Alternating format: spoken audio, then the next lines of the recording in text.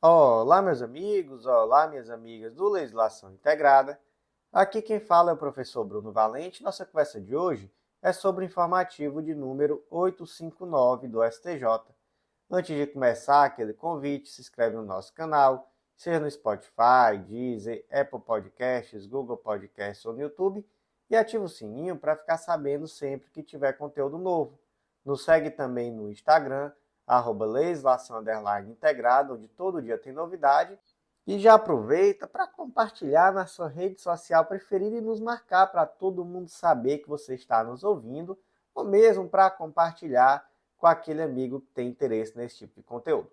Então, sem mais delongas, vamos para o primeiro julgado de hoje. Já começamos com um tema repetitivo. É a tese de tema 1306 do STJ, foi inserido no Código de Processo Civil, e é uma tese com dois tópicos. A técnica da fundamentação per relationem é admitida desde que o julgador, ao reproduzir trechos da decisão anterior, documento e ou parecer, com razões de decidir, enfrente, ainda que de forma sucinta, as novas questões relevantes para o julgamento do processo, dispensada a análise pormenorizada de cada uma das alegações ou provas. 2. O artigo 1021, parágrafo 3º do CPC, não impede a reprodução dos fundamentos da decisão agravada como razões de decidir pela negativa de provimento de agravo interno, quando a parte deixa de apresentar argumento novo para ser apreciado pelo colegiado. Então, gente, nós temos aqui um julgado que trata sobre a fundamentação per relationem, também chamada fundamentação por referência. Que é isso? É aquela situação que o juiz ele decide se referindo aos fundamentos de uma decisão anterior que já está nos autos, ou de um parecer, ou de um documento. Então, seria aquela situação assim. O juiz, ao invés de reproduzir todos os argumentos que já constam em uma decisão anterior, ele simplesmente se remete a essa decisão. Gente, é possível? É, tá?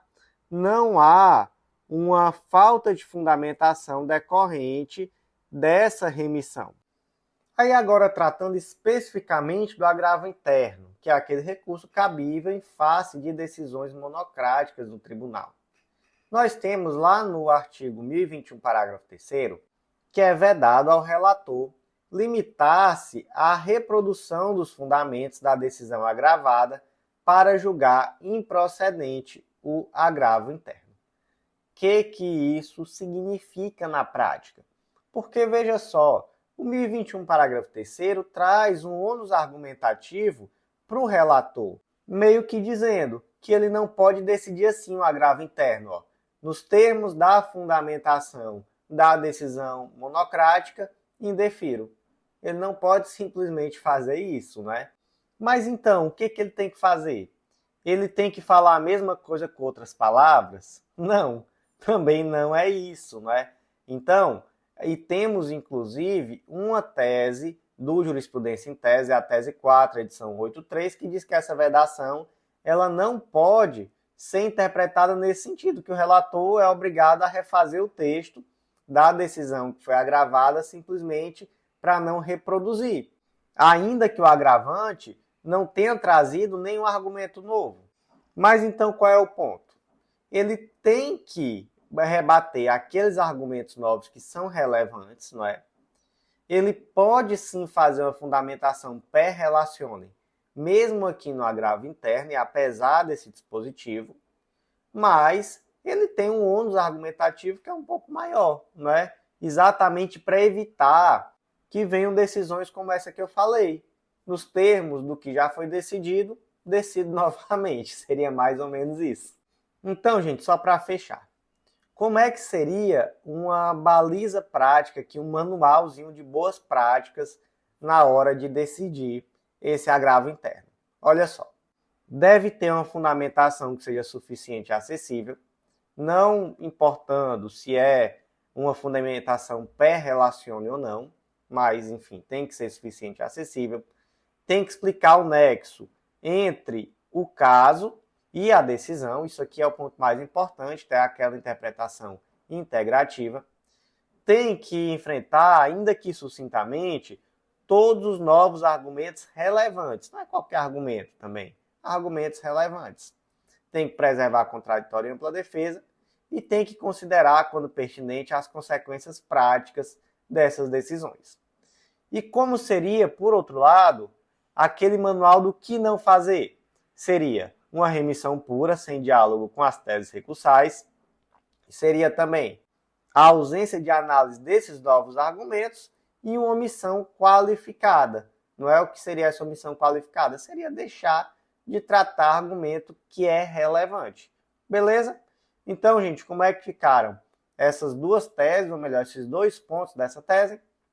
A técnica da fundamentação per relationem é permitida desde que o julgador, ao reproduzir trechos da decisão anterior, documento ou parecer, como razões de decidir, enfrente, ainda que de forma sucinta, as novas questões relevantes para o julgamento do processo, dispensada a análise pormenorizada de cada uma das alegações ou provas. 2. O artigo 1021, parágrafo 3º do CPC, não impede a reprodução dos fundamentos da decisão agravada como razões de decidir pela negativa de provimento de agravo interno, quando a parte deixa de apresentar argumento novo para ser apreciado pelo colegiado. Seguindo em frente, próximo julgado de hoje foi inserido na Lei de Execução Penal, mais uma tese repetitiva, é o tema 1278 do STJ, e a tese ficou da seguinte forma: em decorrência dos objetivos da execução penal, a leitura pode resultar na remissão de pena, com fundamento no artigo 126 da Lei de Execução Penal, desde que observados os requisitos previstos para sua validação, não podendo ser acolhido o atestado realizado por profissional contratado pelo apenado. Então, tratamos aqui de remissão pela leitura, não é? O artigo 126, lá da Lei de Execução Penal, trata da remissão que se dá em um dia de pena para cada 12 horas de frequência escolar, divididas em no mínimo 3 dias, e um dia de pena para cada 3 dias de trabalho. Então vamos lá. A lei fala em remissão pelo trabalho e remissão pela frequência escolar. Ok? É possível fazer uma interpretação ampliativa? Gente, é possível. Então, é possível, por exemplo, falar em uma remissão pelo estudo, não sendo necessariamente um comparecimento a curso? Sim. Então, nesses termos é possível, por exemplo, a remissão por estudo. Inclusive, isso já é algo tão batido que a resolução do CNJ, a resolução 391 de 2021, que regula como é que se dá essa remissão pela leitura. Ela estabelece prazos, então, lá existem prazos que vão de 21 a 30 dias para leitura, mais 10 dias para entrega de relatório, traz uma fração de 4 dias de pena por obra, até 12 obras por ano, então aqui seria um máximo de 48 dias de remissão por ano. E ainda cria uma comissão de validação, que tem o objetivo de validar, não é? Verificar de forma imparcial se houve, de fato, a leitura, se o relatório é condizente, enfim, e se dessa forma é possível essa remissão da pena pela leitura. Então, quanto a isso, ok. Mas aí, qual é a pergunta aqui? É se é possível o apenado contratar um professor particular para fazer essa revisão e entregar esse relatório? Aí não, tá? Aí não. Aí realmente essa contratação de um professor particular para analisar esse relatório, analisar esses resumos, melhor dizendo, e fazer um relatório, já não é possível. É necessário, de fato, que passe pela comissão de validação, o que é muito diferente de uma validação privada. Então, caiu na sua prova algo sobre isso? Lembra de dizer que é uma analogia em Bonaparte, uma interpretação teleológica, ou seja, finalística, lá do artigo 126, que fala sobre frequência escolar. Lembra também de dizer que existe resolução do CNJ. Fala também sobre a necessidade de maximizar políticas de ressocialização. Fala que a leitura é uma forma essencial de estudo, né? Uma forma por excelência de estudo. Fala também sobre o estado de coisas inconstitucional, e aí você pode casar com aquele argumento da necessidade de políticas de ressocialização. Você pode também dizer que a remissão pela leitura independe da existência ou não de curso formal na unidade prisional. E, por último, você pode trazer outros exemplos de interpretação mais ampla. Então, por exemplo, a possibilidade de remissão também pela aprovação no Enem ou no Enseja. Então, a tese repetitiva tema 1278 ficou da seguinte forma: em decorrência dos princípios da execução penal, a leitura pode resultar na remissão de pena, com fundamento no artigo 126 da Lei de Execução Penal, desde que observados os requisitos previstos para sua validação, não podendo ser acolhido o atestado realizado por profissional contratado pelo apenado. Beleza, seguindo em frente, o próximo julgado também trata de remissão da pena. Foi inserido também na Lei 7.210, já é um julgado da terceira seção da STJ, tá?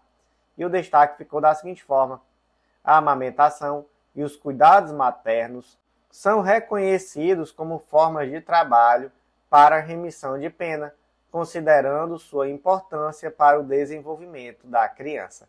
Então aqui, partimos de tudo aquilo que já conversamos para verificar que é possível sim essa interpretação extensiva em Bonaparte para privilegiar o custodiado. Então, nesse caso concreto, basicamente, a mãe teve o direito à remissão pelo trabalho em virtude do trabalho materno, de cuidar do filho dentro do ambiente prisional.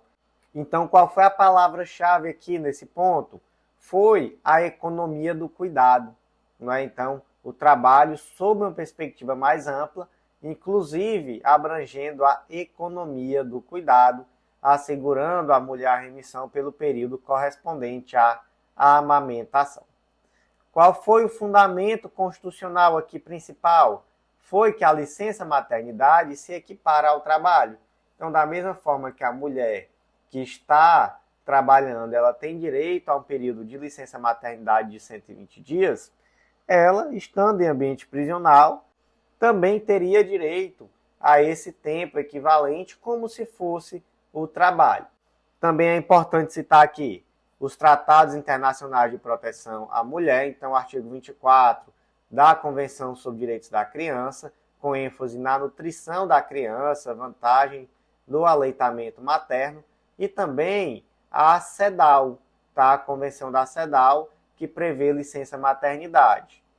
Por último, o desenho institucional da LEP sobre o cuidado no cárcere, está previsto especificamente artigo 32 e artigo 83, parágrafo 2º, tudo isso está lá no material escrito, tá? Então não se preocupa não, só ir lá e você pegar esses dispositivos.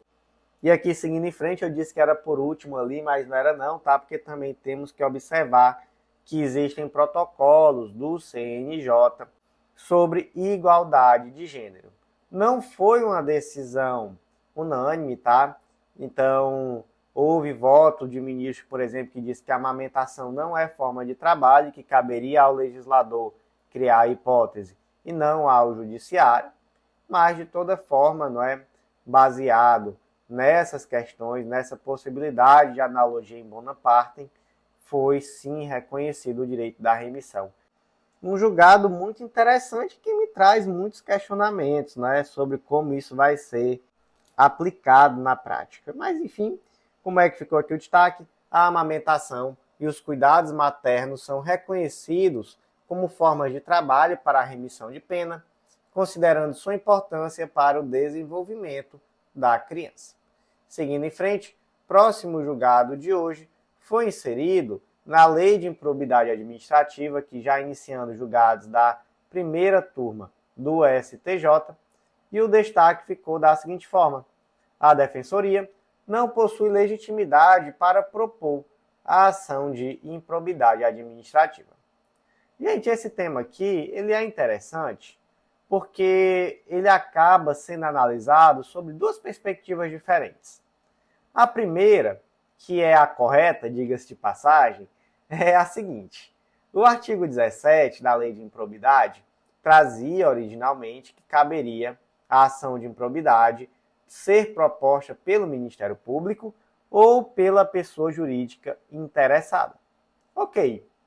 Depois veio a Lei 14.230 de 2021 e retirou a pessoa jurídica interessada, deixando só o Ministério Público. Aí foram propostas ADIs, aqui eu destaco a ADI 742 e 743 do DF. Nessas ADIs se entendeu que, na verdade, permanece sim essa legitimidade ativa concorrente do MP com a pessoa jurídica interessada nessa ação de improbidade administrativa. Então, apesar do texto da lei agora, permanece existindo aqui essa legitimidade que é concorrente, tá? Gente, percebendo isso, o que nós temos em mente?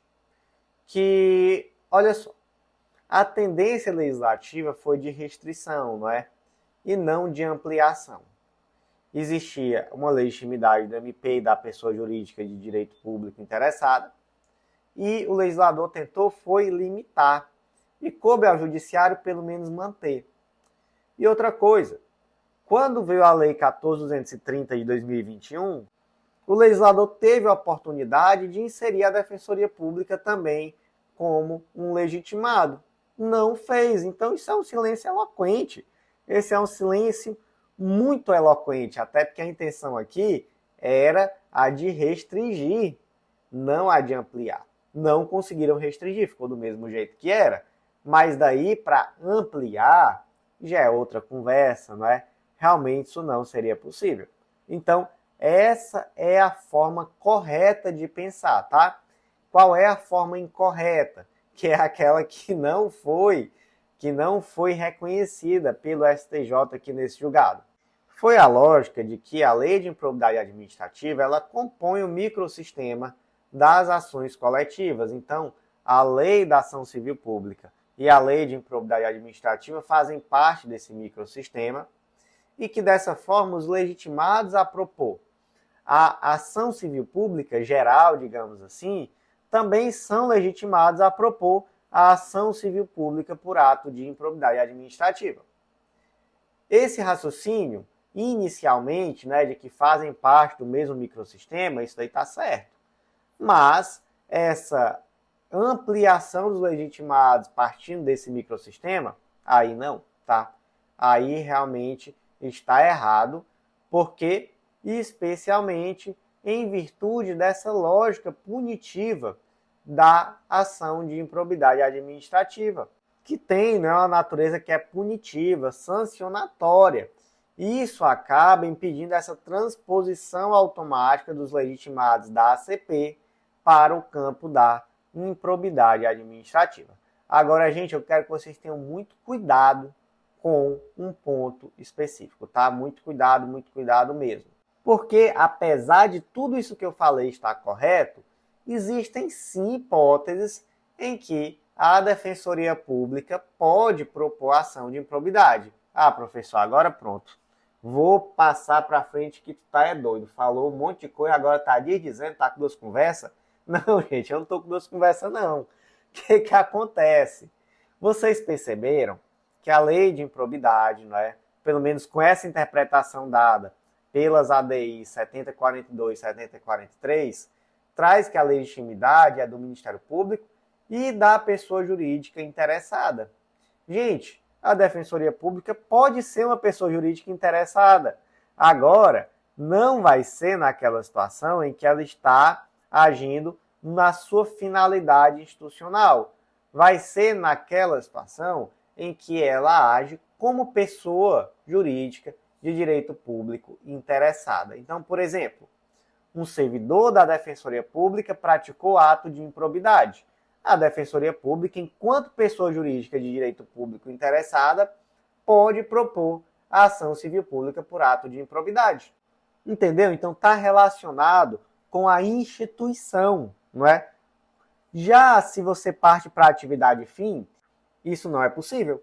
Então imagina, por exemplo, que na instrução processual de uma ação que a Defensoria Pública está tutelando o direito de um assistido, ele percebe, né, a Defensoria percebe que no âmbito ali da Prefeitura, que seria a redação, o servidor público provavelmente praticou um ato de improbidade administrativa. Ele pode propor uma ação civil pública por improbidade em face desse servidor público da Prefeitura? Não, não é? Não. Quem é que pode? A Prefeitura ou o Ministério Público? Entenderam a sutileza, tá? Mas se vier assim, de forma bem ampla, né? Defensoria Pública é legitimada para propor ação de improbidade.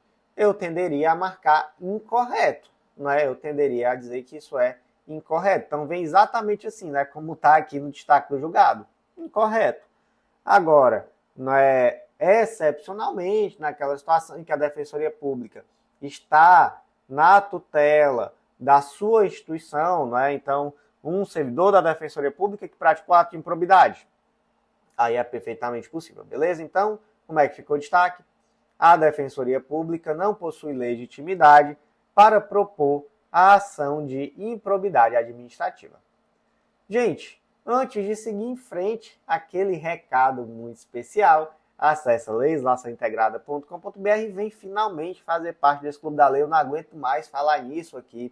E tem gente que me escuta aqui todo dia, seja na academia, seja dirigindo, seja no ônibus, enfim, mas nunca se deu ao trabalho de acessar legislaçãointegrada.com.br e conhecer um pouco mais do meu trabalho, conhecer os informativos escritos, conhecer o Clube da Lei, verificar esse método que tem o objetivo de te ensinar a estudar a lei seca e jurisprudência de uma forma muito completa, muito didática, de uma forma muito contextualizada por um material que é semanalmente atualizado. E, gente, é acessível, tá?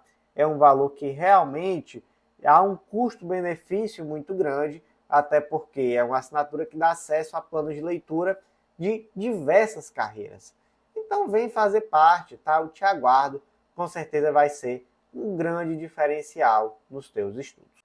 E hoje não temos palavra da sorte não, mas eu quero que você digite aí de que cidade você me escuta para eu saber o quão longe esse conteúdo está chegando. Então, seguindo em frente, próximo julgado, inserido na Lei Complementar 116, Lei do ISS, destaque da seguinte forma: o plenário do STF, no julgamento do RE 882-461 de Minas, com repercussão geral reconhecida, firmou a tese de que é inconstitucional a incidência do ISS a que se refere o subitem 14.05 da lista anexa à Lei Complementar 116 de 2003, se o objeto é destinado à industrialização ou à comercialização, aqui é o tema 816 do STF, a cuja compreensão se deve enquadrar o pretérito e contrário em entendimento do STJ. Ou seja, o que o STJ está dizendo aqui?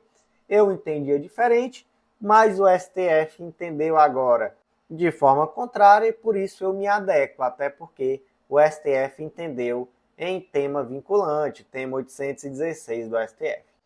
Gente, qual é o ponto? A lei do ISS traz uma lista anexa com vários serviços.